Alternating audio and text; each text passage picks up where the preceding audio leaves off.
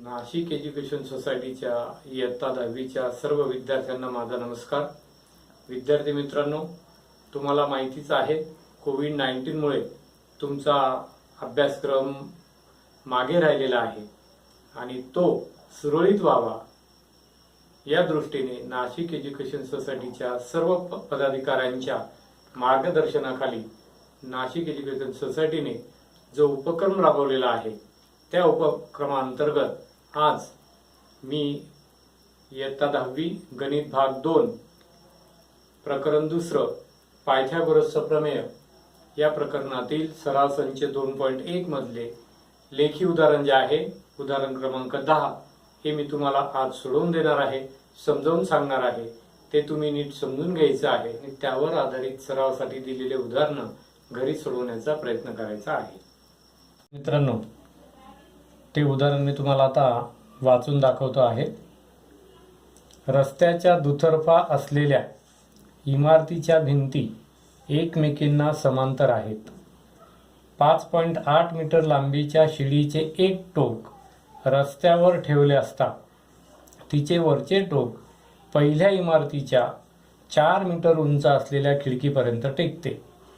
त्याच ठिकाणी शिडी ठेवून रस्त्याच्या दुसऱ्या बाजूला वळविल्यास तिचे वरचे टोक दुसऱ्या इमारतीच्या 4.2 मीटर उंच असलेल्या खिडकीपर्यंत येते। तर रस्त्याची रुंदी काढा।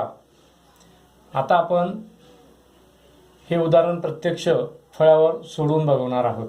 विद्यार्थी मित्रांनो, उदाहरण वाचल्यानंतर तुमच्या लक्षात आलं असेल की उदाहरण खूप मोठं आहे, लांबलचक आहे, पण घाबरून जायचं कारण नाही।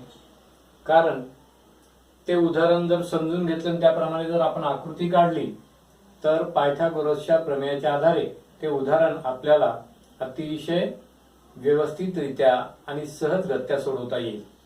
आता बघा, या ठिकाणी उदाहरणात सांगितल्याप्रमाणे दोन इमारतींच्या भिंती एकमेकींना समांतर आहेत। या ठिकाणी रेख XB आणि रेख YD या इमारतींच्या भिंती दोन इमारतींच्या भिंती असून त्या रस्ता BDच्या दुतर्फा एकमेकींना समांतर आहेत। या ठिकाणी रेख AC ही शिडीची पहिली स्थिती असून रेख CE ही शिडीची दुसरी स्थिती आहे। म्हणजेच या ठिकाणी AC ची किंमत आणि CE ची किंमत या ठिकाणी सारखी दिलेली आहे। उदाहरणात सांगितल्याप्रमाणे XB या भिंतीच्या A खिडकीपाशी शिडीचं पहिलं टोक त्या ठिकाणी टेकलेलं आहे। म्हणून पहिल्यांदा आपण शिडीच्या पहिल्या स्थितीनुसार या ठिकाणी त्रिकोण ABC चा विचार करणार आहोत। मग प्रथम या ठिकाणी रेख AC बरोबर रेख CE बरोबर 5.8 मीटर, तसेच रेख AB बरोबर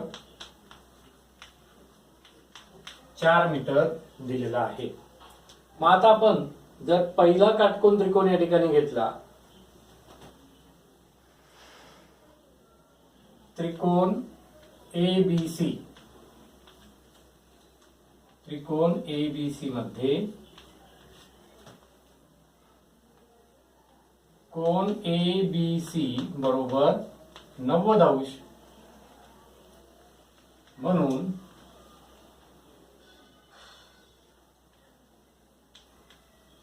पायथागोरसच्या प्रमेयानुसार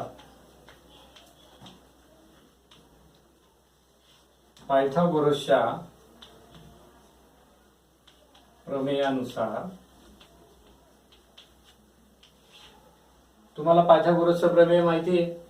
काटकोन त्रिकोणामध्ये काटकोनासमोरील बाजू हा त्या त्रिकोणाचा कर्ण असतो आणि पायथागोरसच्या प्रमेयानुसार कर्णाचा वर्ग हा इतर त्या त्रिकोणाच्या इतर दोन बाजूंच्या वर्गांच्या बेरजे इतका असतो। त्याच प्रमेयाचा वापर करून आपल्याला आता या ठिकाणी प्रथमतः BC ची किंमत काढायची आहे। म्हणून पायथागोरसच्या प्रमेयानुसार एसीचा वर्ग म्हणजेच कर्ण एसीचा वर्ग बरोबर एबीचा वर्ग अधिक बीसीचा वर्ग. आता आपण त्याच्यात किमती जर टाकल्या, एसीचा वर्ग आहे 5.8चा वर्ग आणि एबीचा म्हणजेच 4चा वर्ग अधिक बीसीचा वर्ग. तर या ठिकाणी 5.8चा वर्ग येतो 33.64.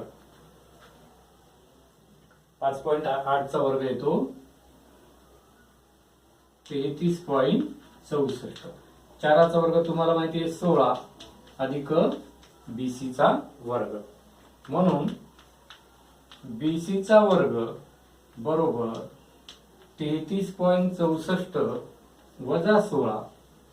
म्हणून बीसीचा वर्ग येतो 33.64 मधून 16.00 जर आपण वजा केले तर 64 तसेच राहणार आहे. फक्त 33 मधून आपल्याला पूर्णांक जो आहे 16 तो जर वजा केला तर आपल्याला किंमत येते मिळते 17.64. बीसीचा वर्ग बरोबर 17.64 येतो. म्हणजेच डीसीची किंमत येते 4.2. 17.64चा वर्गमूळ येतं 4.2. याला कारण द्यायचं समीकरणाच्या दोन्ही बाजूंचे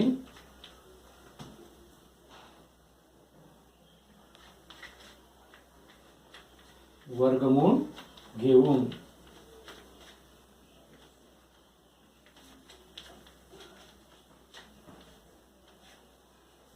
समीकरणाच्या दोन्ही बाजूंचे वर्गमूळ घेऊ. आता त्रिकोण सीईडी मध्ये कोण डी बरोबर 90 अंश म्हणून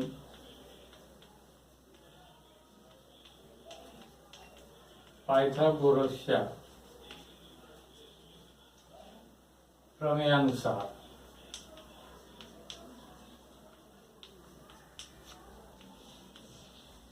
कारण काय, हा सुद्धा काटकोन त्रिकोण झाला. म्हणजेच आपल्याला पायथागोरसच्या प्रमेयाचा वापर या ठिकाणी सुद्धा करायचा आहे. पायथागोरसच्या प्रमेयानुसार तर कोण डी हा 90 अंश आहे म्हणजे सीई काय झाला कर्ण. म्हणून सीईचा वर्ग बरोबर ईडीचा वर्ग अधिक सीडीचा वर्ग. म्हणून सीईचा वर्ग, सीईची किंमत किती दिलेली आहे 5.8. 5.8चा वर्ग ईडीचा वर्ग किती आहे म्हणजे ईडीची किंमत किती आहे 4.2. 4.2चा वर्ग अधिक सीडीचा वर्ग.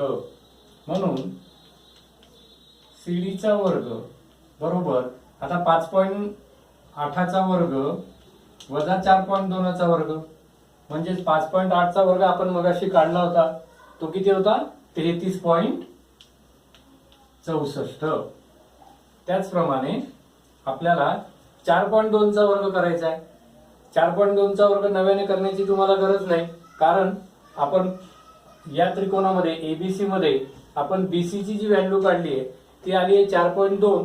4.2 हा कसलं वर्गमूळ होतं 4.2 कसलं वर्गमूळ होतं 17.64. म्हणून 4.2चा वर्ग किती येईल 17.64. म्हणून 33.64 मधून 17.64 वजा केले तर आपल्याला सीडी वर्ग किती मिळतोय आपल्याला या ठिकाणी पॉइंट नंतर 64 येते पण पॉइंट नंतर 64 आहे म्हणजे ते 0. 33 मधून 17 वजा केले किती किंमत आली 16. म्हणून सीडी बरोबर 4 मीटर. या ठिकाणी पण तुम्ही काय कारण देणार आहात समीकरणाच्या दोन्ही बाजूंचे वर्गमूळ घेऊन. अशा पद्धतीने आपण या ठिकाणी सीडीची किंमत काढलेली आहे. आणि पहिल्या त्रिकोणामध्ये काटकोन त्रिकोण एबीसी मध्ये आपण बीसीची किंमत काढलेली होती. किती आलेली होती 4.2. मग आता आपल्याला बीडी या रस्त्याची रुंदी काढायची आहे मग बीडी बरोबर